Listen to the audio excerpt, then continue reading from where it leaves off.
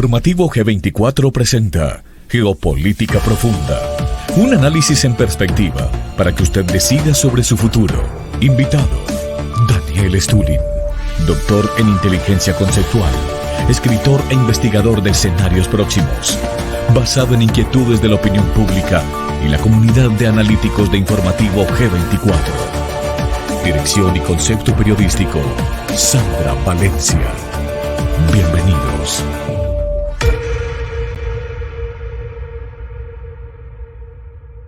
Diez de la noche en punto, gracias por estar con nosotros. Somos Informativo G24, donde no competimos con la inmediatez. Nuestra apuesta es el análisis, porque queremos que usted sea su propio analista.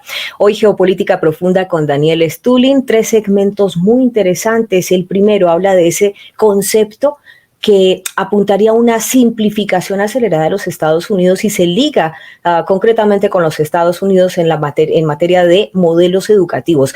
Ese es el primer segmento. En el segundo segmento, ¿qué hay detrás de toda esta maquinaria de energías limpias que se promueve y todo ese marketing mundial que se está dando? Y el tercer segmento, ¿qué hay de todo esto que nos llaman o cómo, digamos, el poder blando ha sido utilizado para persuadir toda la agenda global? Todo esto es muy interesante para usted y esta noche nos place saludar a Daniel Stulin. Daniel, buenas noches, bienvenido a Informativo G24.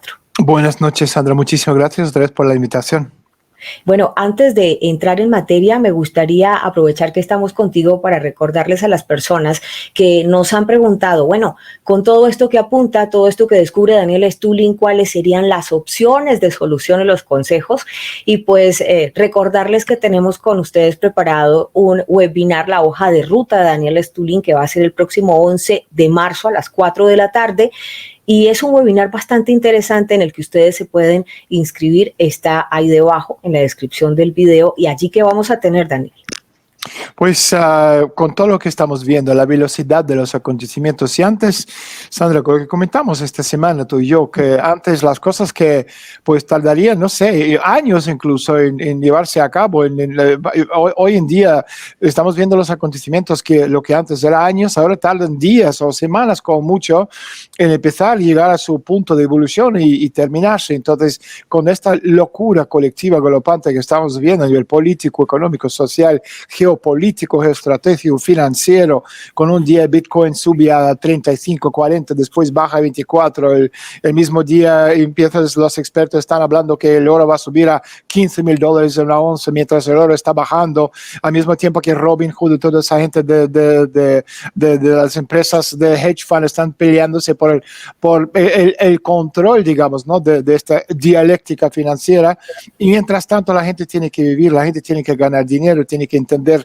dónde van, qué van a hacer con el tema de las vacunas, con el COVID, con la educación, con la política de sus presidentes de las naciones y también a nivel geopolítico planetario, si vamos a tener países, vamos a tener regiones económicas, si viene la quiebra en Europa, Europa se queda más o menos como está, y todo esto con el telón del fondo de esta quiebra planetaria que estamos viviendo. Entonces la hoja de ruta ayuda a la gente a entender qué tienen que hacer ellos, qué tenemos que hacer como sociedad de forma colectiva, con un mapa que nos vamos a diseñar para ayudar a la gente a tener soluciones claras a título personal, familia, económica, política, dinero, para entender no solo lo que nos están diciendo los políticos a la gente, sino verdaderamente qué está verdaderamente detrás de sus palabras y las decisiones certeras y correctas que cada uno de nosotros tenemos que tomar en este momento crítico. Y la imagen que yo uso, Sandra, cuando hablo de la crisis que estamos viendo es de un Titanic.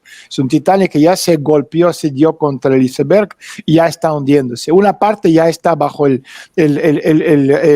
océano, una parte de la gente ya está muerto en el fondo del océano, otra parte todavía está en oblivio, no se dan cuenta ni siquiera que había un choque con el iceberg, que siguen bailando. Pero como dijo George Soros hace unos años atrás, aunque aborrezco este personaje, pero la frase es muy certera. O sea, apagaron las luces, pero esa gente sigue bailando. Entonces es lo que estamos viendo en este momento, cómo salvarse de este choque terrible que ha pasado hace poco tiempo de Titanic, que este barco en media hora está en el fondo del océano y toda la gente que no han podido salir están muertos, los que han podido salir porque o estaban sobrevividos o porque entendieron lo que estaba pasando y se dieron cuenta y reaccionaron. Y esto es lo que queremos, dar las pistas de las herramientas a cada uno de los asistentes para sabrán reaccionar para el bien de ellos, de sus familias, de sus hijos, de sus padres, etcétera, etcétera. Y este es nuestro objetivo principal en este webinar desde el punto político, económico, social, etcétera, etcétera. Bueno, y lo importante es que habrá ronda de preguntas para que ustedes también habrá, sí, preguntas en directo, exactamente, de unos 35, 40. El webinar normalmente es de 2 horas. O sea, 2 horas, 2 horas y cuarto. Casi una masterclass. Sí, es mucho tiempo, porque para contar mucha información en 1 hora y media, si tú entiendes lo que quieres decir, no es nada complicado. Pero sobre todo en el sentido de que lo que comentamos antes, que hay temáticas que no podemos tocar en abierto. No porque queremos ganar dinero con la gente, sino porque te van a cerrar el canal, a mí me van a cerrar el canal, porque estamos viendo cómo funciona la dictadura de los medios de comunicación y las redes sociales. Entonces, estas temáticas solamente podemos tocarlo en privado a un grupo de gente dispuestos de escuchar consejos de la gente que entiendan lo que está pasando. Bien, Daniel Stulin, doctor en inteligencia conceptual. Entremos en ese primer segmento. Daniel veía un artículo bastante interesante, me llamó mucho la atención su título, que decía básicamente como la simplificación de los Estados Unidos empieza a acelerarse y está más cerca de lo que usted cree.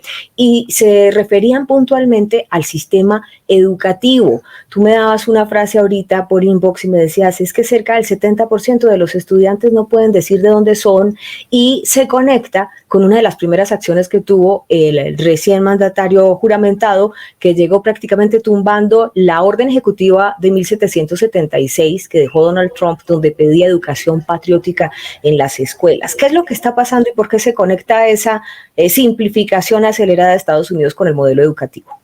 Mira, si tú quieres gobernar y controlar la masa, o sea, tú no puedes tener gente con principios, con escala de valores, dispuestos de morir por la Constitución, defender la patria, morir por el bien común. Tú no puedes tener, tú necesitas tener una banda de animales aborregados. Te voy a dar unos datos. Fíjate, en el año 2000, había casi 80 millones de estudiantes de escuelas públicas en los Estados Unidos.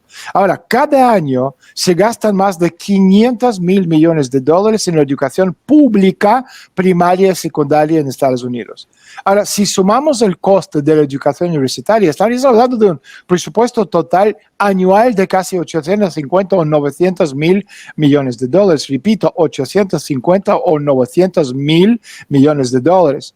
Como tú comentaste antes, según las encuestas, 70% de los estadounidenses no saben absolutamente nada de su país. 56% de los estadounidenses no podrían nombrar el capital del estado donde viven. No saben nada acerca de la Constitución estadounidense. No pueden nombrar ni el estado donde viven, ni la capital, ni los grandes héroes de este estado. Ni siquiera saben el nombre de su vicepresidente, que era el caso de 46%, y no estamos hablando de Pence porque es el vicepresidente de Trump y la gente no quería, estamos hablando en general. Y entonces en el último, por ejemplo, debate, cuando hablamos de las elecciones, para decidir el candidato del Partido Demócrata a la presidencia del país, varios candidatos, seguramente tú lo has visto, no conocían el nombre del presidente de México, es decir, el país vecino. Hay solo 3 países en Tratado de Libre Comercio: Estados Unidos, Canadá y México. Pues no conocían el nombre de Andrés Manuel López Obrador, y estoy absolutamente seguro, no podría ni nombrar el tipo en Canadá tampoco. La gente dice, ¿cómo puede ser eso? Bueno, no hay por qué estar sorprendidos. Todo esto está hecho a propósito. La gente, repito, sin principios, ni conocimientos, ni escala de valores, nunca se opondrán a la dictadura. Y no solamente estoy hablando de la dictadura militar, sino la dictadura de cualquier otro tipo. Y esto lo estamos viendo hoy en día. Ahora, esto no es nuevo. Esto empezó a finales de los años 60. Por ejemplo, en 1969, la Oficina de Educación de Estados Unidos comenzó a financiar programas modelo de formación docente conocido como Programa de Educación en Ciencias del Comportamiento de docentes para introducir a los métodos de enseñanza empleados por los científicos de la conducta, los sociometristas y psiquiatras. Y estos métodos son los más, digamos, coercivos y manipuladores conocidos por el nombre en la actualidad. Fueron desarrollados originalmente y utilizados para el tratamiento de trastornos mentales en las instituciones mentales, en las cárceles.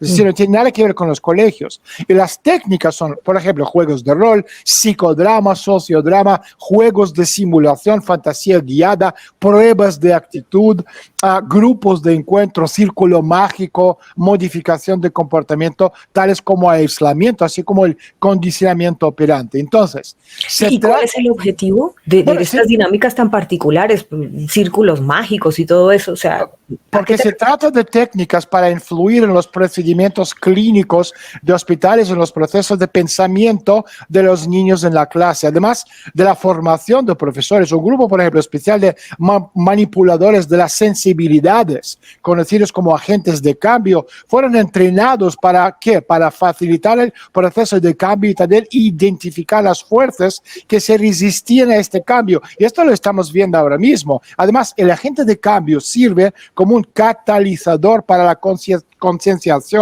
tanto de los ciudadanos como de los profesores. Y esto también lo estamos viendo, Sandra. ¿Por qué están tratando de cambiar el paradigma en la educación en la sociedad en general? Es muy fácil. Hace mucho que tiene su propia agenda. Es mucho más fácil que utilizar, por ejemplo, los aviones de bombardeo, carros de combate, los misiles, los drones, armas nucleares para cambiar un país gradualmente mediante ¿qué? La educación, mediante ¿qué? Condicionamiento operante, control mental, si se puede alcanzar. Es mucho más fácil. Han destruido la Unión Soviética con el arsenal militar más grande de la historia, con el ejército más grande y más poderoso del mundo, sin disparar ni una sola bala.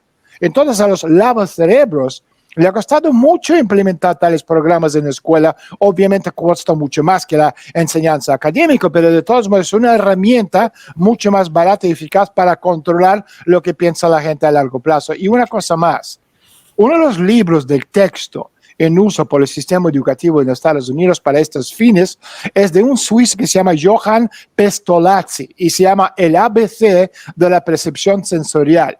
¿Por qué esto es importante? Porque Pestolazzi, nombre en clave Alfred, fue un destacado miembro de los Illuminati.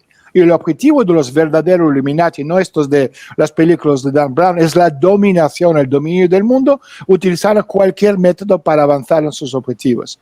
Entonces, lo que estamos viendo, repito, para cerrar el círculo, si tú eres el gobierno americano, estadounidense, y tú gastas 850 mil millones de dólares, y lo que tú tienes es una banda de analfabetos que no entienden nada de nada, absolutamente nada de nada. Si tú eres el gobierno y tu objetivo es educar, yo creo que tienes que estar muy enfadado con los resultados, salvo que tú pagas para recibir esto, es decir, la degeneración, deshumanización de los alumnos, porque repito, mira a nuestro alrededor. En Estados Unidos, en Europa iluminada, todo esto, las degeneraciones que prevalecen hoy en día sobre cualquier otra cosa sana de mente. Y yo quiero preguntarte algo porque sé que es una de las inquietudes en el chat. ¿Qué son los círculos mágicos que están también ahí metidos dentro de toda esa metodología? Bueno, cuando estamos hablando, yo no sé si tú has visto alguna vez en estos grupos de alcohólicos anónimos, todo este tipo de cosas, donde tienes un grupo de personas que se sientan en el círculo, se agarran de las manos, empiezan a contar las historias. Es casi como una experiencia catártica. ¿Entiendes? Y esta a través de esta energía cósmica, se siente este vínculo y te empiezan a abrirse y contarte cosas que, bueno, no tienen que ver con lo que es el objetivo de estos grupos para sanar a la gente. Y si encima tú tienes este agente de cambio que sabe manejar, manipular e encauzar las conversaciones, entonces tú puedes dirigir esta conversación hacia cualquier fin que quieras. Y este es el objetivo. Y aparte empiezan entonces con este método en las escuelas, en la educación, pero luego vienen respaldados por la prensa hegemónica. ¿Vienen por la mente de todos? Vienen por la mente de demasiados. Este también es un temazo, porque al final dices, ¿por qué más gente no están comentando, no están levantando, no están revelando? Porque muchos de los personajes, o sea, por ejemplo, tú dices en las universidades, tú estás viendo lo que está pasando en las universidades americanas, británicas. Yo no sé cómo es la situación en las universidades colombianas, ojalá que no sea así, pero es decir, los safe space, los espacios seguros donde esta gente puede estar ahí llorando, sintiéndote cómodo con su peluche de oso o cualquier otra cosa. Es decir, estas cosas lo hacen un psiquiátrico. No la gente que están preparándose para entrar en la vida como adultos en la sociedad moderna, donde uno adulto se responsabiliza sus palabras, de sus hechos, etcétera, etcétera. Entonces, tú estás creando una sociedad absolutamente incapaz de enfrentarse, defender los principios, morir por la causa de lo que comentamos antes. Y repite, viene de lejos. ¿Por qué no los catedráticos universitarios, que obviamente entienden muy bien lo que está pasando? Porque si ellos empiezan a rebelarse y decir, no, esto no puede ser, como ya lo han hecho algunos de ellos públicamente, tú estás viendo cómo le están eliminando de sus puestos de trabajo, es decir, la cultura de cancel culture. Les cancelan las redes sociales, pierden sus becas, pierden su trabajo, pierden su puesto de trabajo, tienes esta masa de energúmenos enfrente de sus casas gritando, asesinos, ¿asesinos de qué? Si tengo un punto de vista, ese es el concepto de la tolerancia hoy en día. Yo soy tolerante contigo si tu punto de vista es igual que la mía, sí, pero si tu punto de vista es distinta, incluso si yo, Daniel Stulin, puedo argumentar mi postura desde una óptica absolutamente conceptual, lógica y científicamente respaldada con hechos, con fuentes de información, esto es absolutamente intolerante porque tu punto de vista va en contra de los deseos de esta masa que está a favor de energía verde, está a favor de todas esas degeneraciones que estamos viendo hoy en día. Entonces la tolerancia no tiene que ver con tolerante, la tolerancia tiene que ser que tú y el resto tienen que tener el mismo punto de vista como yo, o si no te partimos la cara. Y es que te lo mencionaba porque básicamente esa mentalidad se está construyendo desde el modelo educativo, pero cuando tú te pones a revisar muchos currículums, me preguntabas que cómo sería en Colombia el tema de las universidades, todavía muy conservadoras, en que todavía no estamos como en Canadá viendo hombres de 44 años con osos gigantes llorando y todo esto, pero es más un tema político donde sí se está notando, al igual que en otras universidades del mundo, un lineamiento muy afín a la agenda globalista, que entre otras cosas tú lo acabas de mencionar. Defiende muchísimo este tema de las líneas verdes, de la energía limpia y todo esto, y parece que detrás de ello también hay muchos detractores y otros que lo defienden. ¿Por qué hay detractores de todo este tema de energías limpias y demás? ¿Y por qué la agenda globalista defiende tanto el tema de un ambiente puro y que esto es, mejor dicho, prioritario? Es un temazo, es decir, es un tema muy complejo. La gente piensa que energía verde significa hacer bien en nombre del planeta Tierra y cualquiera que se opone es obviamente un sucio terrorista que quiere asesinar al planeta Tierra en nombre de ganancias. Esto no es cierto. En la actualidad, en el occidente, pero sobre todo en Estados Unidos y Gran Bretaña, hay una transición de esta formación sociopolítica capitalismo en forma de imperialismo a otra formación que se llama parasitismo. Para las personas, lo principal en este proceso es que bajo el capitalismo, por ejemplo, la principal fuente de bienestar de la sociedad es el capital, es decir, propiedad de los medios de producción y por lo tanto la extracción de energía, de recursos, de su procesamiento industrial. Mientras que para los parásitos o el parasitismo, la principal fuente de ingresos para las masas es poder obtener recursos de energía barata, es decir, robando a los demás, que sea Siria, que sea Rusia, que sea quien sea, y su distribución entre la población desempleada y ocupada con cualquier cosa, como por ejemplo los peluqueros de gatos, psicólogos de ardillas, domadores de los papagayos domésticos, es decir, estamos hablando de profesiones pseudo útiles. Entonces, una paréntesis para explicar el concepto de parasitismo, porque el punto es importante. Un sistema puede estar abierto o cerrado. El sistema abierto, es decir, tú no tienes dinero y tú robas a los demás, que sea tu vecino, a quien sea. Esto es lo que han hecho Imperio Británico, Imperio Español, los Estados Unidos de hoy, que en nombre de la democracia participativa, revolución electoral, van robando recursos y conquistando países. O tú puedes hacerlo, es decir, intercambio de recursos. Por ejemplo, cambias opio por té o oro, como lo hacía en Londres, o tú puedes tener, por otro lado, el sistema cerrado, que es la sociedad necesita precios altos de recursos naturales para poder desarrollar el sistema, porque el desarrollo cuesta dinero. Entonces, un sistema así permite alto nivel de vida de las clases industriales, sistema cerrado. Y por el contrario, cualquier sistema de la clase parasitaria, necesita precios bajos de los recursos naturales para suministrar cantidad mínima de recursos a un número máximo de parásitos. Si tú tienes una casa de 10 personas y uno trabaja, los 9 son parásitos, chupan energía. Entonces uno no puede. Entonces para vivir necesitas sacar esta energía de algún sitio. ¿Cómo? Robando a los demás. Es decir, tú puedes tener o precios altos o precios bajos. No puedes las dos cosas juntas. Así que un sistema cerrado no puede tener demasiados parásitos. No hay recursos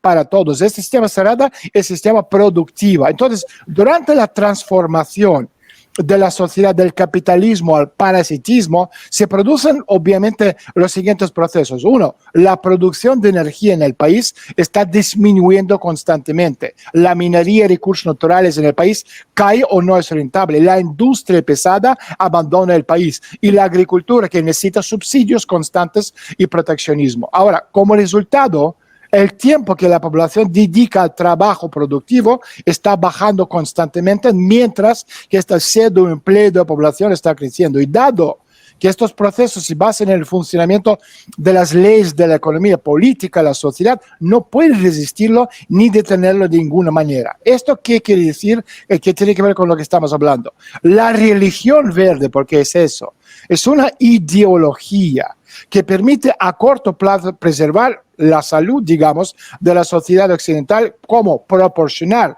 una explicación adecuada para la creciente crisis de la economía real de la sociedad y al mismo tiempo sentar las bases para justificación de la necesidad de la justicia, de esta incautación de recursos de naciones impuros, lo que llaman, ¿no? Que se niegan a salvar el planeta. Entonces, vamos a ser sinceros.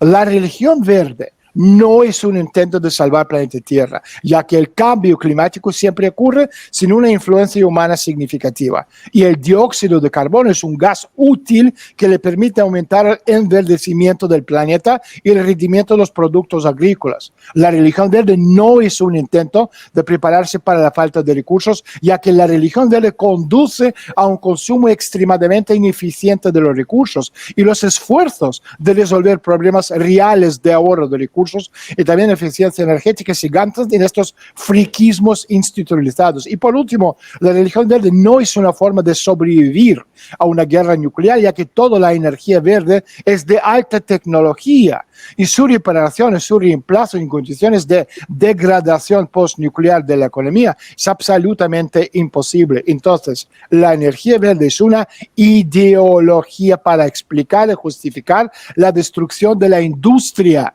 y la economía de todos los países en su conjunto. Por ejemplo, los republicanos de Estados Unidos ya han perdido esta guerra verde, ya constituyen una minoría en la población, ya constituyen una minoría en las élites del poder, constituyen una minoría abrumadora en estas áreas como California, Nueva York, en el entorno llamado élites internacionales. Ahí puedes hablar de World Wildlife Fund y Tratado de París, etcétera, etcétera. Y por eso que un verdadero científico, antes hablamos de universidades, pero lo mismo con esto.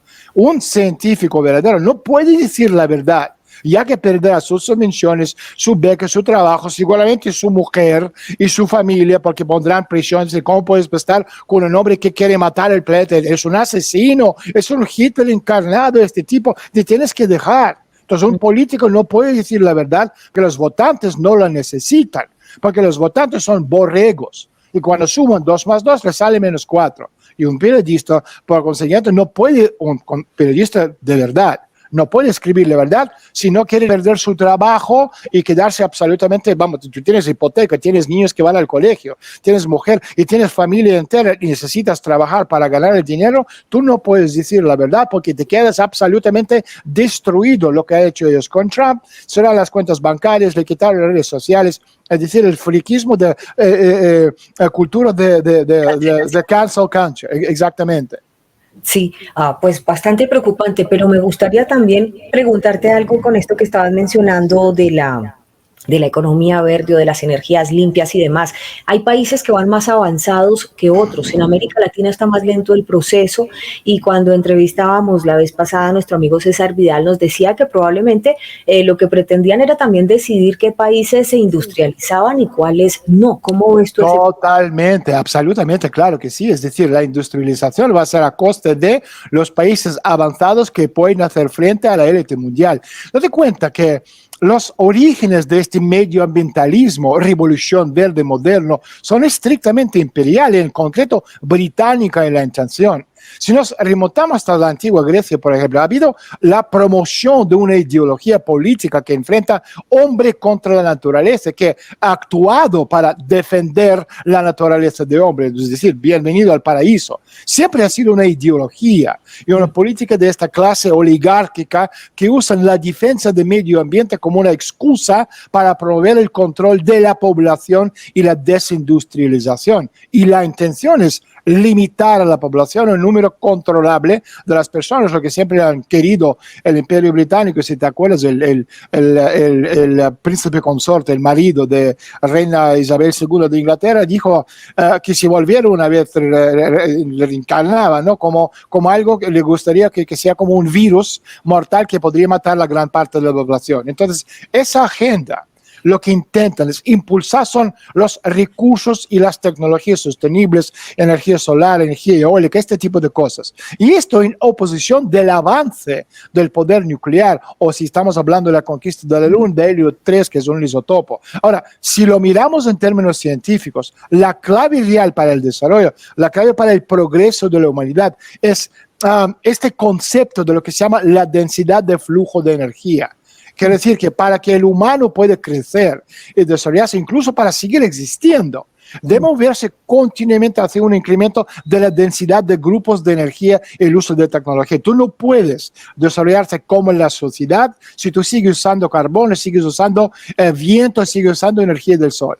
Y esto es lo que significa la densidad de concentrar más poder en la misma área, que permite crear nuevos tipos de procedimientos, de nuevos tipos de materiales, como el movimiento desde la energía de vapor hasta nuclear, el movimiento de quemar combustibles fósiles o madera para posar luego el carbón y el petróleo, y en el futuro de fusión, fisión, helio 3, etcétera, etcétera. Y esto representa pasos concretos, así niveles más y más altos de grupos de estos flujos energéticos con mayor densidad. Entonces, la próxima etapa sería obviamente nuclear, termonuclear con fusión. Pero esto solo podemos conseguir si el concepto que tiene la élite, ¿sabes? Destruir, es decir, impulsar la noción de que debemos ser más ecológicos y dirigirnos a tecnologías de tipo sostenibles, porque esto llevaría al desmontaje de sociedad y al final nuestra muerte, lo que justo pretenden la élite mundial. Y finalmente, para cerrar este segundo segmento, pues me preguntan por acá, entonces, ¿cómo debemos entender el desarrollo sostenible cuando nos hablan de ello?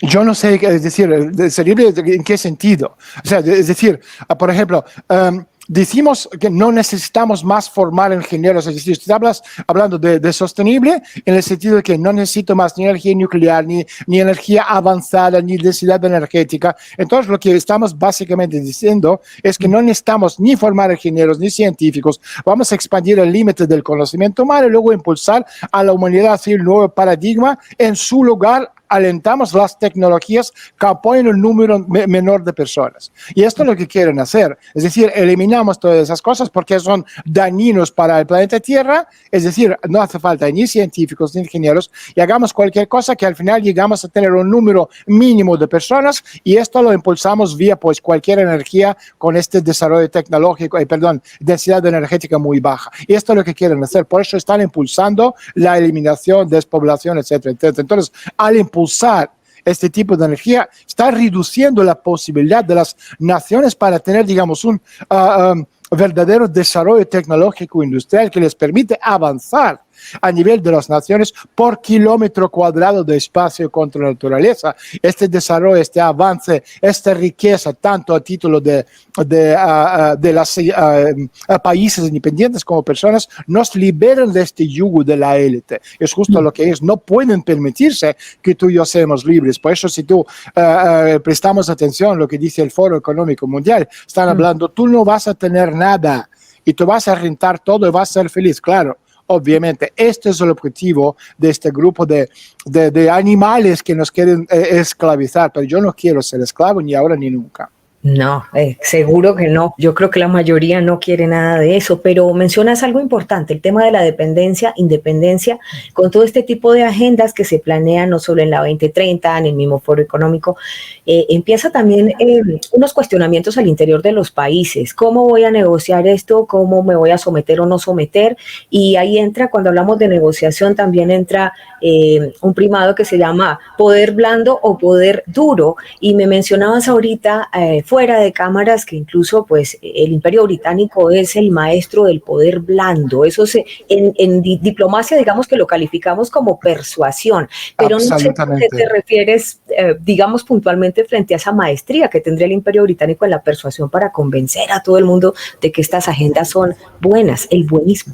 El Imperio Británico siempre ha sido el imperio de los piratas, absolutamente. Entonces, el Imperio Británico, si miramos de dónde viene, miramos lo que son, al fin y al cabo, estos son los venecianos que emigraron a Inglaterra, primero a Holanda y después a Inglaterra, Países Bajos, ¿no? Y entonces crearon este imperio veneciano, basado en esta diplomacia, porque en cuanto a la diplomacia, tú no tienes que ser grande, porque si miramos la nobleza negra veneciana, no era grande por espacio, sino poderosísimo a nivel de diplomacia. Entonces, este poder blando lo adquirieron y aprendieron obviamente los británicos. Yo te quería poner un ejemplo, porque claro, si estamos hablando del poder blando del Imperio Británico, o sea, todo el mundo conoce a personajes como James Bond, pero muy poca gente conoce, saben que, por ejemplo, Ian Fleming, el escritor, aparte que escribió los libros de James Bond, era agente del Imperio Británico, era espía y además de las familias más ricas de la historia de Inglaterra, de la historia.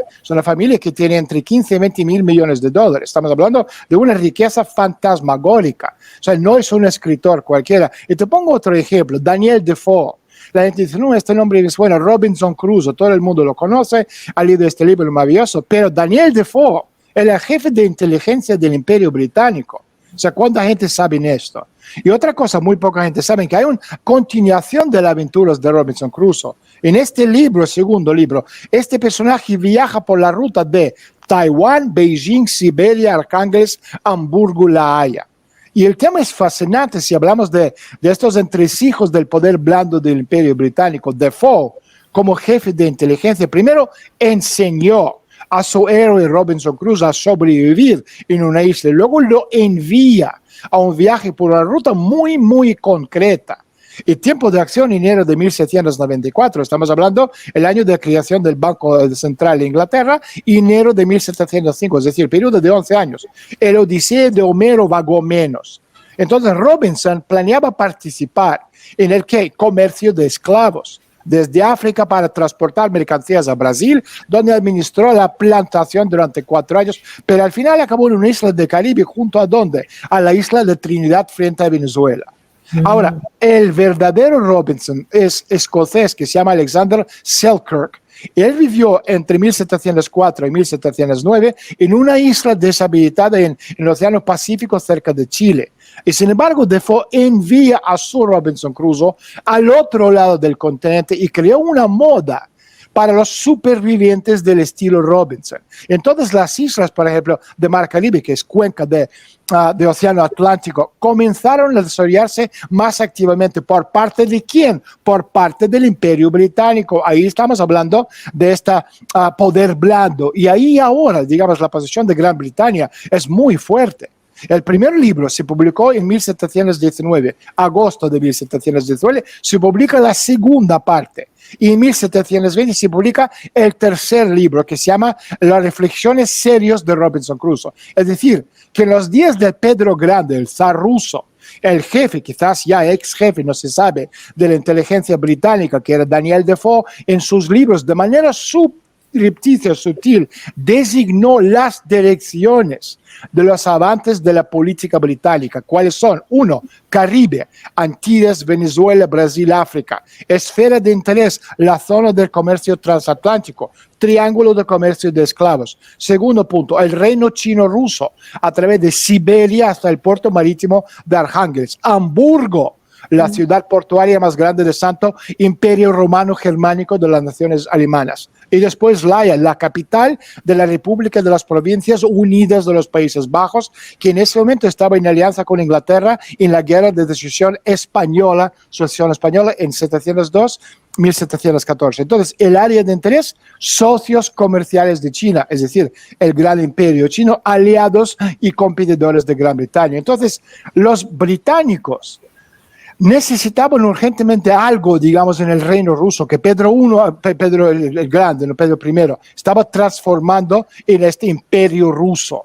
Y habiendo derrotado a Suecia, más bien a toda la coalición, en 1721, la Guerra del Norte, que celebró por las tierras bálticas, habiendo obtenido acceso al mar Báltico, Pedro Grande se volvió estratégicamente importante para Gran Bretaña. ¿Por qué? Obviamente, porque la lucha siempre, a lo largo de la historia, ha sido entre estos dos imperios, Gran Bretaña y Rusia. Y quizás Defoe le estaba diciendo a sus colegas que era urgente frenar el avance de los rusos hacia China. Además, Pedro Grande estaba planeando una expedición a través del Océano Pacífico hacia América, y esto también habría que pararlo como sea. Entonces, Robinson realizó un reconocimiento, Robinson Crusoe, ¿no? En el libro de Gran Tartario, más bien descubrió lo que ya habían hecho los rusos. Es decir, la cartografía de la época lo demuestra de manera clara. En Europa temían tanto la invasión mongola que decidieron llamar a sus problemas y miedos jinetes de abismo, los tártaros.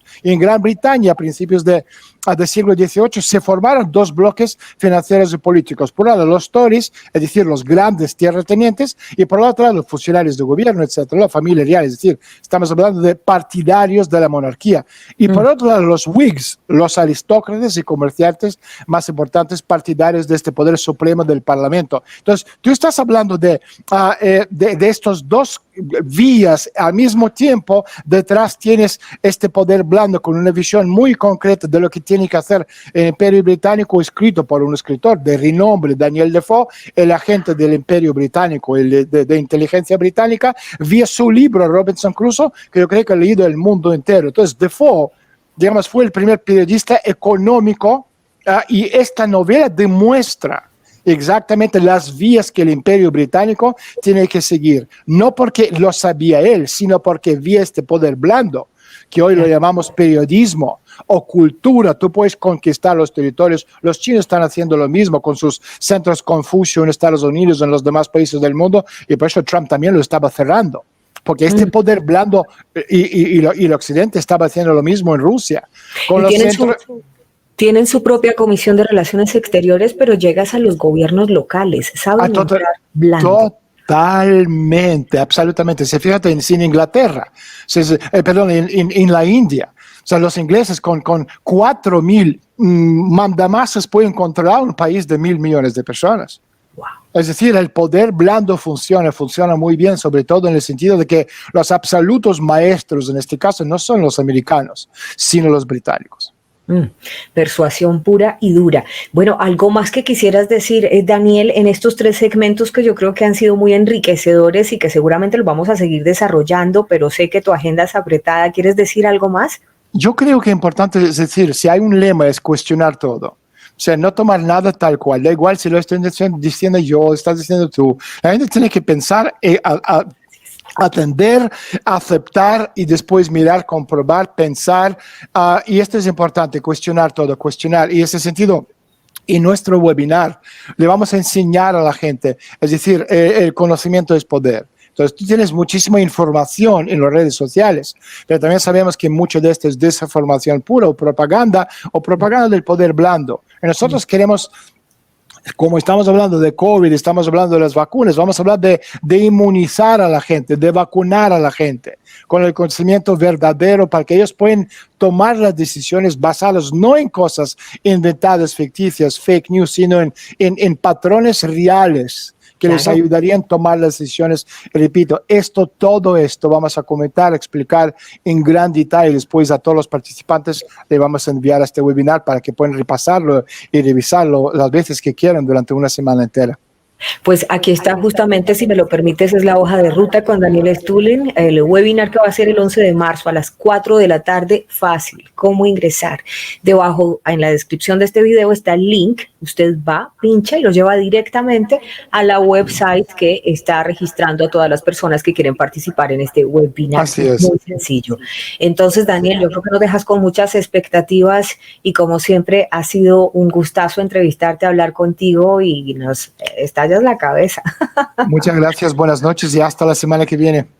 Claro que sí. Daniel Stulin en Geopolítica Profunda. Chao, Daniel, un abrazo fuerte con todo ese conocimiento, doctor en inteligencia conceptual, que nos trae precisamente todos esos paradigmas que vienen trayéndonos hace tiempo y él nos pone a pensar de otra manera. Esto es Periodismo para Despertar, entrevistando personajes como Daniel Stulin que nos muestran otra cara del mundo. Gracias a ustedes por estar con nosotros. Los invito de verdad para que se suscriban a este webinar. Está en la descripción del video. Ahí está directo. Suscríbete a Webinar con Daniel Stulin. Le dan al link que aparece ahí y los lleva a la página web. Un beso fuerte. Cuídense mucho. Y este fin de semana espero que descansen con sus familias, que son lo más importante. Somos Informativo G24. No competimos con la inmediatez. Nuestra apuesta es el análisis porque queremos que usted sea su propio analista. Adiós con todos.